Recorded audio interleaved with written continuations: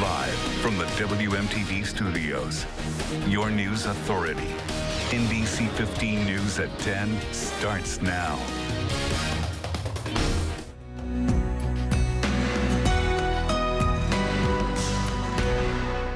So this is not just about Sun Prairie Fire, Police, EMS. This is about our community. It has been a long year for the Sun Prairie community, recovering from the deadly gas explosion that brought destruction to downtown. Tonight's event was a solemn look back at the past 365 days and a look ahead to Sun Prairie's future. We have team coverage, including the continued recovery efforts for people who used to live in the blast's epicenter. We're going to begin tonight with NBC 15's Morgan Wolf and tonight's remembrance ceremony. 1 year ago today, this city was broken. It was devastated as an explosion wrecked this portion of their downtown. It was a different story this evening. Everyone stood together in support and strength of one another. Where do you see yourself in 5 years? Standing here today, the way life has played out would not have been my answer. By the time the sun set 1 year ago today, the unthinkable had happened, and my world was turned upside down. But not just mine. Hundreds and thousands of people experienced the most tragic event in Sun Prairie's history. It's a 3-minute walk from the fire station to the site of the explosion. 3 minutes that memorialized a hero's 34 years of life. The pain of the losses from last year are still sharp in our memories. Captain Corey Barr gave the ultimate sacrifice to save people in his community. Corey did something that nobody could do. He brought a community together. Something Jen and Jeff Streeter will never forget. To feel that in the moment has been really meaningful. People still feel that impact, and it's really great to see all of our neighbors out here. More than 100 people showing up for Abby. I'd like to close with saying thank you to my Tootsie Pop. Your impact on the community and your fellow first responders family has been remarkable. And because of you, I have learned what it means to be selfless, brave, strong, courageous, and how to love unconditionally. And these are all things I will be instilling in our two beautiful girls. Standing together in the street, signifying a strength they will share forever.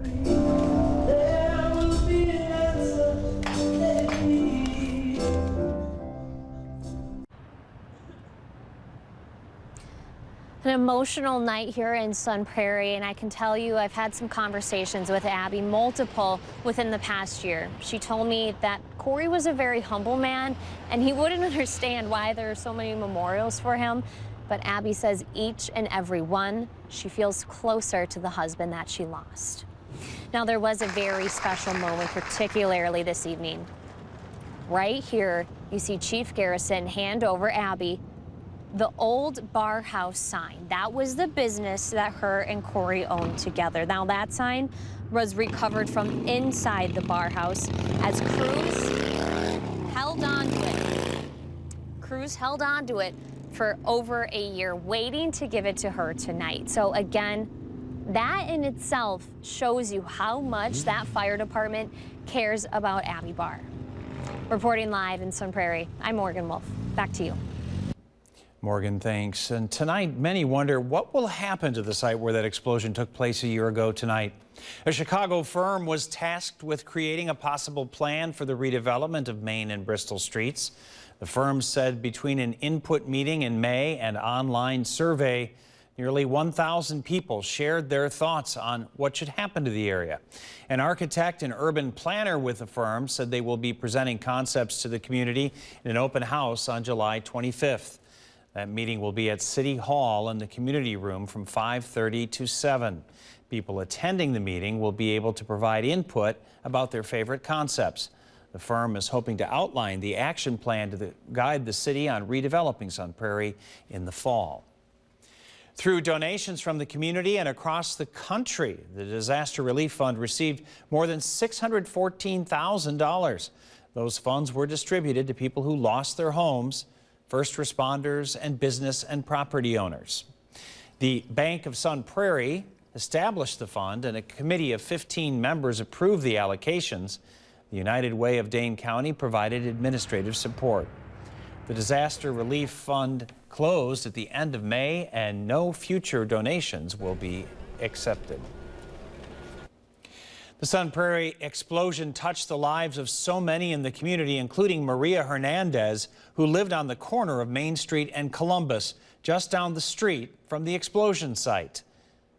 NBC 15's Isabel Lawrence caught up with her 1 year after the explosion forced her from her home. Sunshine Place in Sun Prairie told me that since that explosion, they've worked with over 100 individuals, including, John, like you mentioned, Maria Hernandez. She actually just lived 1 block away from us now, like you mentioned, on the corner of Main and Columbus. And all of those people's lives were rocked by that explosion.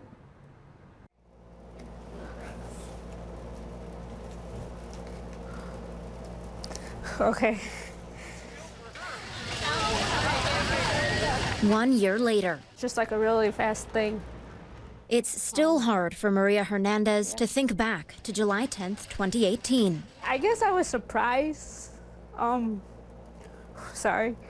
I didn't think something like that could happen, like to anybody or like us. But the unthinkable did happen. A friend called and said, "Do you smell gas?" Hernandez didn't know that would be the last time she'd live in her apartment, leaving behind a home So you're fine. full of memories. He was actually born there. I had him in the apartment. Hopping from relatives to a motel, I guess kind of homeless for a couple weeks. Hernandez found a new home Push the button. with the support of Sunshine Place. The biggest question was, can you help? And our answer to that was yes. The Community Resource Center worked with 51 families. 35 were displaced. They helped get families into new homes with the resources they needed. They also recommended where the money from the Sun Prairie Disaster Relief Fund should go. It's been an emotional time here. I often mention how our families are resilient, and they're powerful, and they're strong, and they did get back on their feet. Families like the Hernandezes received help with their security deposit, rent, and things like clothes and bedding. Now, their new home is a fresh start. Be happy. There's probably better things to come. Sunshine Place currently has a campaign going called #ActsOfKindnessSP. They're hoping to use the money raised to expand their facilities so they can serve even more families here in the Sun Prairie community. Reporting live in Sun Prairie tonight, Isabel Lawrence, NBC 15 News. Well, be sure to visit the NBC 15 Facebook page. That's where we live stream tonight's remembrance ceremony as it happened, so you can watch it in its entirety if you were not able to attend. On now to the weather and what shaped up to be a pretty decent evening, and we're really moving into a summer-like pattern here. It's feeling like July, Brian Dukes. Yeah, no doubt about it. We were tracking some rain earlier this evening, but luckily we really missed out on that. Still tracking a couple of showers pivoting in from the north and west, but at this point, chances are you're going to stay dry. Just one sprinkle we're tracking around Prairie du Chien, so if you are in the Grant County, you may get a couple of sprinkles. I think that's the extent of any additional rain chances as we move through tonight. As you head out the door tomorrow morning, a much different situation. The humidity gets out of here. Temperatures will be pleasant, lower to middle 60s. That's where we start the day. That humidity, it's only going down as we wrap up the week. Thursday and Friday will be some of the nicer days we've had all summer long. You'll want to soak those up because we do have some changes and some hot changes as we move towards the weekend. I'll have more on that, though, in your full Weather Authority forecast. Giving out free condoms to high schoolers. It's going to happen at a Madison high school. The reason district officials approved the plan to offer contraceptives to students. Then later, an unexpected hitchhiker, you could say, for a truck driver in Eau Claire. How the heck did that happen? It's a story behind the semi carrying a traffic light down the road. There's a new plan tonight from the Madison Metropolitan School District to give out free condoms to high school students. Students at Madison West High School will be told about reproductive health, condom use, and sexual consent when they request the contraceptives. This comes after the Dane County Health Department reported 90 cases of STDs at West High School in 2017. An autopsy is set tomorrow for the man killed in an industrial accident in Oak Creek. OSHA will be investigating after that construction worker was killed at the Amazon construction site. Right now, police say the worker was operating a piece of machinery on an upper floor and drove it out of a window. The drop was between 30 and 40 feet. Proposed changes to federal trucking rules in 2 minutes. How the proposals impact drivers here in Wisconsin. Caught on camera tonight, new video from Eau Claire shows a semi carrying a little more cargo than usual. Thanks to viewer Daryl for pointing this out. Look, according to Eau Claire police, a semi driver drove over the curb at an intersection, broke off the traffic light pole, which became lodged on the truck. Good view of it there. The driver actually drove a couple of blocks before police pulled him over. According to officials, the driver was cited for an improper right turn. And now this happened this past Sunday. The trucking company has not issued a statement on the incident. Tonight, new guidelines are being debated in Washington as the Transportation Department proposes a plan to change the hours of service for truck drivers. Right now, regulations limit truckers to 11 hours of driving time within a 14-hour period. 10 hours have to pass before they can start driving again. The goal of the new legislation is to make the driving rules more flexible while truckers are on the road, but many drivers feel the changes aren't flexible enough. Some of those extensions of flexibility will come in handy on, especially during winter months when road conditions are horrible, and sometimes we just need that extra half an hour, or, some days just to get us home. Tonight, no specific rule changes have been made public, but we do know the White House Office of Management and Budget is reviewing the proposal. This is NBC 15 Sports. Hello again, everybody. I don't know about you, but I'm having some serious Brewers withdrawal. I know the All-Star break is necessary, but couldn't they just play the All-Star game on Monday and get back to playing for real games on Wednesday? Please and thank you. Well, we always have the Mallards here in Madison, the first half champs. Are off to a good start in the second half as well, but as you know, sometimes at the Duck Pond, it isn't always about baseball, right? I mean, there are bobbleheads and Maynard and fireworks and other giveaways, but tomorrow night, it gets even better.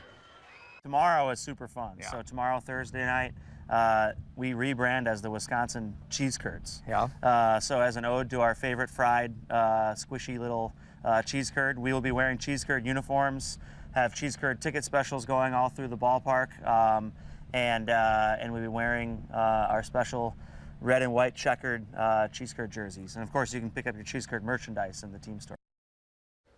Always a salesman, right? And the Mallards are victorious tonight, beating the Rockford Rivets 5-2. The same two teams, or I should say the Rivets, take on the Wisconsin Cheese Curds tomorrow night at the Duck Pond. The Senior Players is coming up, and another major on the PGA Tour champions. You know, Steve Stricker and Jerry Kelly are two of the nicest guys you'll ever meet besides the three of us, right, guys? Yeah. Right. And it's no wonder that they get along off the course and sometimes on it as well. It's a unique relationship, but let's let them explain, right?